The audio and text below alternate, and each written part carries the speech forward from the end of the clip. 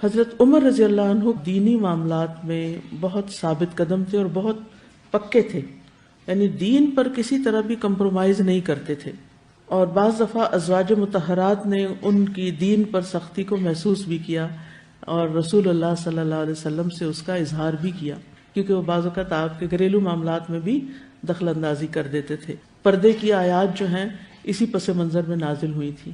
حضرت عمر رضی اللہ عنہ بعثت نبوی کے 6 سال مسلمان ہوئے تھے، اور اس وقت ان کی عمر صرف 27 ایئرز تھی، 27 سال کے تھے، یعنی ایک طرح سے نوجوان تھے، اور یہ نبی صلی اللہ علیہ وسلم کے ساتھ بدر، احد اور دیگر تمام جنگوں میں حاضر رہے، کئی چھوٹے لشکروں میں بھی گئے تھے اور بعض لشکروں کے امیر بھی بنے تھے، اور یہ نبی صلی اللہ علیہ وسلم کے ہمراہ احد کے دن جو لوگ ثابت قدم رہے تھے ان میں سے ایک تھے اور سابقون الاولون میں سے تھے۔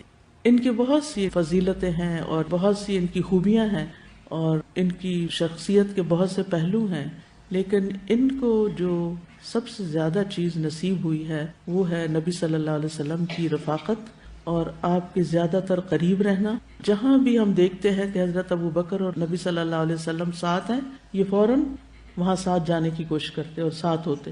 یہی وجہ ہے کہ ہم دیکھتے ہیں کہ اللہ سبحانہ و تعالیٰ نے ان کی اس خواہش، ان کی اس محبت کو قبول کیا اور مرنے کے بعد بھی ان کو نبی صلی اللہ علیہ وسلم کے قریب دفن ہونے کا موقع ملا۔ یہ سعادت اور یہ نعمت ہر ایک کو نہیں ملتی، یہ بہت بڑا درجہ ہے اور بہت بڑی سعادت ہے۔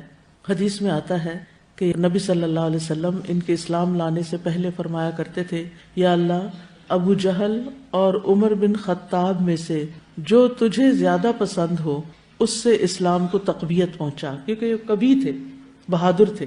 راوی فرماتے ہیں چنانچہ عمر رضی اللہ عنہ ہی اللہ کے نزدیک محبوب نکلے کہ اللہ سبحانہ و تعالیٰ نے ان کو ہدایت دے دی۔ ابو بکر رضی اللہ عنہ کے بعد یہ ایک بہترین انسان تھے۔ ابن عمر کہتے ہیں کہ نبی صلی اللہ علیہ وسلم کے زمانے میں جب ہمیں صحابہ کے درمیان انتخاب کے لیے کہا جاتا تو سب میں افضل ہم ابو بکر رضی اللہ عنہ کو قرار دیتے، پھر عمر بن خطاب کو، پھر عثمان رضی اللہ عنہ کو، اور پھر سوان حضرت علی رضی اللہ عنہ اور دیگر صحابہ کو۔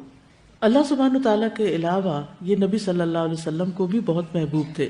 عمر بن العاص سے روایت ہے کہ نبی صلی اللہ علیہ وسلم نے انہیں غزوہ ذات السلاسل کا امیر بنانے کے لیے بلا بھیجا۔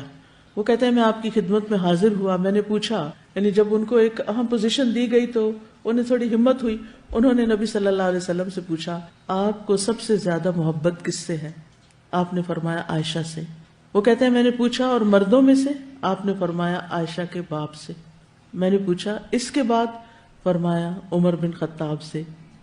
تو وہ کہتے ہیں کہ میں نے سوچا کہ کاش میں یہ سوال نہ ہی کرتا، کیونکہ ان کا خیال تھا کہ شاید آپ صلی اللہ علیہ وسلم ان کے بارے میں یہ فرمائیں گے، کیونکہ اس کی ایک وجہ یہ بھی تھی کہ آپ صلی اللہ علیہ وسلم کا صحابہ کے ساتھ ایسا تعلق تھا کہ ہر ایک یہ سمجھتا تھا کہ آپ سب سے زیادہ اسی سے محبت کرتے ہیں، اور یہ آپ کی توجہ دینے کی وجہ سے تھا، یعنی آپ اپنے ساتھیوں پر توجہ دیتے تھے، ان کا خیال رکھتے تھے۔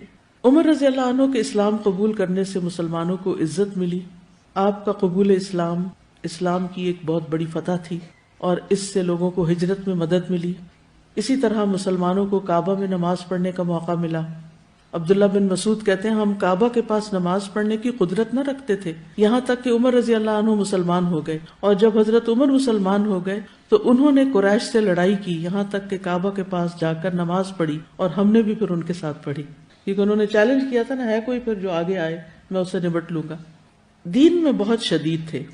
نبی صلی اللہ علیہ وسلم نے فرمایا میری امت میں سے میری امت پر سب سے زیادہ مہربان ابو بکر ہیں، اور اللہ کے دین کے معاملے میں سب سے زیادہ سخت عمر ہیں۔ ان کی زبان اور دل پر حق جاری ہوتا تھا۔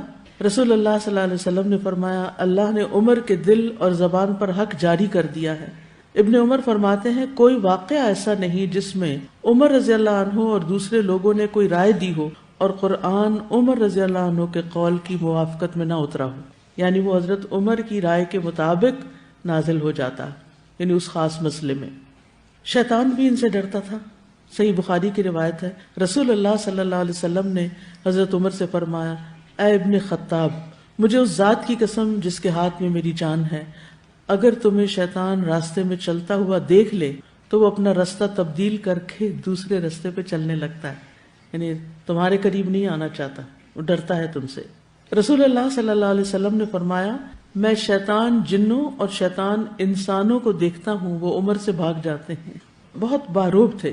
ابن کثیر کہتے ہیں آپ اللہ کی رضا کے معاملے میں بہت منکسر المزاج تھے، کھردری زندگی گزارنے والے، سوکھی روٹی کھانے والے، اللہ کی ذات کے معاملے میں بڑے سخت، کپڑوں میں چمڑے کے پیوند لگواتے، اپنے کندھوں پر مشق اٹھا لیتے، باوجود اپنی ہیبت اور شخصیت کے گدھے کی ننگی پیٹھ پہ سوار ہو جاتے، اونٹ پر کھجور کے پتوں کی نکیل ڈالے ہوئے سواری کی، بہت کم ہنسنے والے تھے، کسی سے ہنسی مذاق نہیں کرتے تھے، لوگوں سے مذاق نہیں کرتے تھے۔ ان کی انگوٹھی کے نگینے پر یہ نقش تھا، اے عمر، موت ہی نصیحت کرنے کو کافی ہے۔ حضرت علی رضی اللہ عنہ اور حضرت عمر رضی اللہ عنہ کے درمیان ایک اچھا تعلق تھا۔ ابن عباس کہتے ہیں کہ جب عمر رضی اللہ عنہ کو شہادت کے بعد ان کی چارپائی پر رکھا گیا تو تمام لوگوں نے نعش مبارک کو گھیر لیا، یعنی سب لوگ آس پاس آ گئے اور ان کے لیے دعا اور مغفرت کرنے لگے۔ نعش ابھی اٹھائی نہیں گئی تھی، میں بھی وہیں موجود تھا۔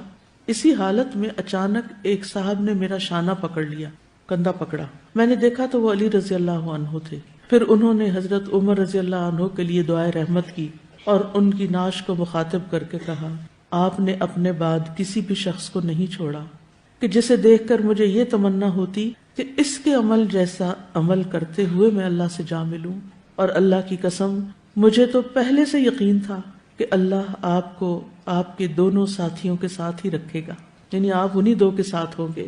میرا یہ یقین اس وجہ سے تھا کہ میں نے اکثر نبی صلی اللہ علیہ وسلم کی زبان سے یہ الفاظ سنے تھے کہ میں، ابو بکر اور عمر گئے، یعنی کسی بھی کام پر، کسی بھی جگہ پر، میں، ابو بکر اور عمر داخل ہوئے، میں، ابو بکر اور عمر باہر آئے، یعنی نبی صلی اللہ علیہ وسلم حضرت ابو بکر کے ساتھ ان کا بھی ذکر کیا کرتے تھے۔ اب آپ دیکھیے کہ بعض اوقات غلط پروپیگنڈے کی وجہ سے ایسے صحابہ کو بدنام کیا جاتا ہے اور ان کی قدر گھٹائی جاتی ہے، جن کو اللہ نے رسول اللہ صلی اللہ علیہ وسلم کی معیت، صحبت، ساتھ دنیا میں بھی دیا اور موت کے بعد بھی دیا۔ اگر ان کے خلاف ہم اپنے دل میں کسی قسم کی نفرت رکھتے ہیں تو پھر کیا ہوگا؟ کیا جواب دیں گے؟ جس سے اللہ محبت کرتا ہو اور جس سے رسول اللہ صلی اللہ علیہ وسلم محبت کرتے ہوں، پھر ہمیں اس کے بارے میں کیا کرنا چاہیے؟ ہمیں بھی اس سے محبت کرنی چاہیے۔ ہم وہ دعا مانگتے ہیں نا، اللہم ارزقنا حبک وحب من یحبک وحب عمل یقربنا الی حبک۔ تو جن سے اللہ محبت کرتا ہے نا، وہ اللہ سے بھی محبت کرتے ہیں۔ یہ قرآن مجید میں آتا ہے یحبہم ویحبونہ، وہ ان سے محبت کرتا ہے، وہ اس سے محبت کرتے ہیں۔ رضی اللہ عنہم ورضوا عنہ، اللہ ان سے راضی ہو گیا اور وہ اللہ سے راضی ہو گئے۔ اللہ جن سے راضی ہو جائے، ہمیں بھی ان سے راضی رہنا چاہیے۔